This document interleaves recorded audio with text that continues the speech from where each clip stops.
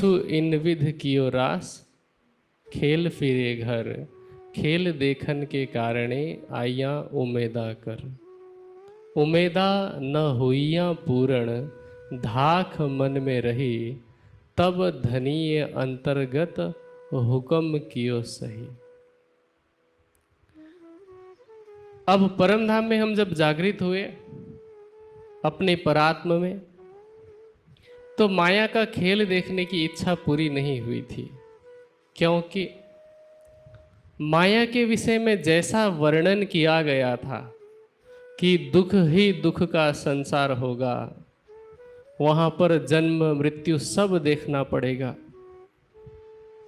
हमने किसी भी अपने व्यक्ति की मृत्यु नहीं देखी थी और दुख भी नहीं देखा। ब्रजमंडल में कृष्ण जी साथ ही साथ थे, तो ये भी नहीं हुआ कि तुम भूल जाओगे मुझे। रास में भी साथ ही साथ थे, भले ही पल भर की जुदाई हुई, लेकिन इससे दुख देखने की जो इच्छा थी, और विशेष रूप से जिन ब्रह्मात्माओं को तामसी सखी कहा गया, उनकी खेल देखने की इच्छा पूरी नहीं हुई। तो उन्होंने अब दोबारा जिद की कि हमें तो सच में वैसा वाला खेल देखना है जहाँ पर सारे प्रकार के सभी प्रकार के दुख देखना पड़े। तो राज जी ने अब दिल में लिया कि ब्रह्मात्माओं को पुनः माया में भेजना है, लेकिन राज जी ने क्योंकि मूल स्वरूप ने पहले ही अपने हृदय में सारे खेल का विवरण लिया हुआ है कि ब्रह्मात्माओं को कैसे कैसे जाना है, कहाँ कहाँ पर जाना है, तो इसलिए ब्रज में जैसे एक ही गांव में इकट्ठे सभी गोपियों के तन में थे, जागनी के ब्रह्मांड में हर दृष्टि से जुदाई देनी थी, हर दृष्टि से वियोग दिखाना था। इसलिए स्त्री पुरुष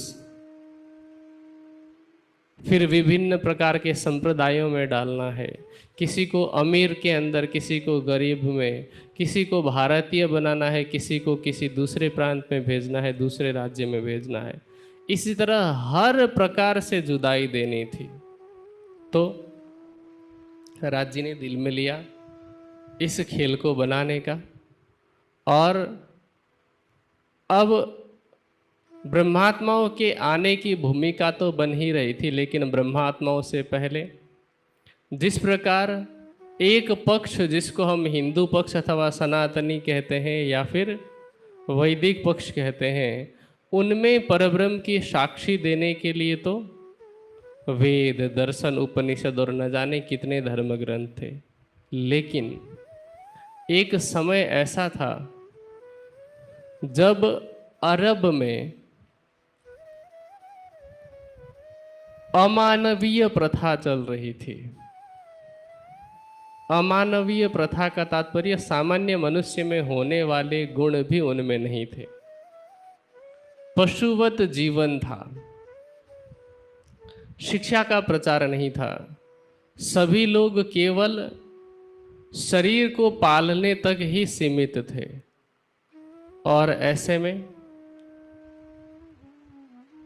लोग भिन्न भिन्न प्रकार के काल्पनिक देवी देवताओं को पूजते थे, उनके सामने बलि देते थे, और वहाँ के लोगों को धर्म का ज्ञान देने के लिए, वहाँ के लोगों को एक परब्रह्म की पहचान देने के लिए, रास की लीला के पश्चात अक्षर की जो सूरता है, उसने अरब में मुस्तफ़ा के तन में प्रवेश किया। पंडित अब्दुल्ला और अमीना के वह पुत्र हैं, और जिस समय मुस्तफ़ा का जन्म हुआ, उनकी जो शोभा है, उस शोभा को कहते हैं मुहम्मद सल्लल्लाहु अलैहि वसल्लम। मुहम्मद का अर्थ होता है जो महिमा से परे हो, जिसकी महिमा का वर्णन कर पाना यहाँ के शब्दों में संभव न हो, उसको मुहम्मद कहा जाता है। तो उस रूप में अक्षर की सूरता आई। अब जब हम इस विषय में बात करते हैं तो कई बार निजानंद संप्रदाय को इस्लाम परक घोषित किया जाता है, जबकि वास्तविकता कुछ